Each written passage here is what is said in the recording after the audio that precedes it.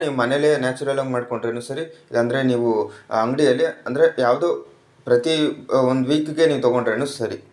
So ಇಷ್ಟು ಅಂತ ಹೇಳ್ತಾ ಆಯಿಲು ಅಂದರೆ ಯಾರಿಗೆ ಜಾಸ್ತಿ ಬೇಕೋ ಲೈಕ್ ದಪ್ಪ ಬೇಕು ಅಂತ ಇರ್ತೀರಲ್ಲ ಅವರು ಆಯಿಲ್ ಸೇರಿಸ್ಕೊಳ್ಳಿ. ಇಲ್ಲದೇ ಇರೋರು ಇಲ್ಲ ನಾನು ಡಯಟಲ್ಲಿ ಇದ್ದೀನಿ ಅಂದರೆ ಆಯಿಲ್ ಕಡಿಮೆ ಸೇರಿಸ್ಕೊಳ್ಳಿ. ಚಪಾತಿಯಲ್ಲಿ ಮಿಕ್ಸ್ ಮಾಡಿರೋವಾಗಲೇ ಆಗಿರಲಿ, ಇಲ್ಲಾಂದರೆ ಮಿಕ್ಸ್ ಅಂದರೆ ನೀವು ಹಾಕೋವಾಗ ಲೈಕ್ ಹಂಚಿಗೆ ಹಾಕೋವಾಗಾದರೆ ಆಗಿರಲಿ.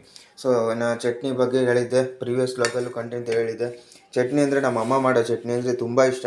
ಸೊ ಚಟ್ನಿ ಚೆನ್ನಾಗಿರುತ್ತೆ, ಅದ್ರ ಬಗ್ಗೆ ನಾನು ಈ ಕಂಟೆಂಟ್ ಹೇಳ್ತೀನಿ, ಪ್ರೀವಿಯಸ್ ವ್ಲಾಗಲ್ಲಿ ಹೇಳ್ತೀನಿ. ಸೊ ಚಟ್ನಿ ಅಷ್ಟೇ, ಇದು ಹೆಲ್ತಿ ಚಟ್ನಿ. ಶುಂಠಿ ಮತ್ತು ಇದು ಹುಣಸೆಹಣ್ಣು ಮತ್ತು ಲೈಟಾಗಿ ಶುಂಠಿ ಮತ್ತು ಮೆಣಸು ಇದೆಲ್ಲ ಇರೋದ್ರಿಂದ ನಮಗೆ ತುಂಬಾ ಹೆಲ್ತ್ ಬೆನಿಫಿಟ್ಸ್ ಇದೆ. ನಾನು ಈ ವ್ಲಾಗ್ ಅಂದರೆ ನೆಕ್ಸ್ಟ್ ವ್ಲಾಗಲ್ಲಿ ಹೇಳ್ತೀನಿ. ಲೈಟಾಗಿ ಉಪ್ಪಿರುತ್ತೆ ಅಂದರೆ BP ಬಗ್ಗೆನೂ ಸಹ ಹೇಳ್ತೀನಿ ಪ್ರೀವಿಯಸ್ ವ್ಲಾಗಲ್ಲಿ. ಇಂತಿಗೆ ವ್ಲಾಗ್ ಎಂಡ್ ಮಾಡ್ತಾಯಿದ್ದೀನಿ. Thank you.